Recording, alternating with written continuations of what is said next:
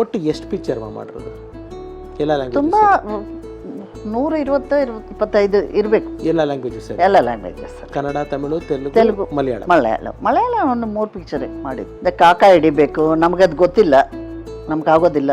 Exactly. So ಯಾಕೆ ನಮ್ಗೆ ಬೇಕಾಗಿದೆ? ಓಕೆ, ಇಷ್ಟು ಸಾಕು.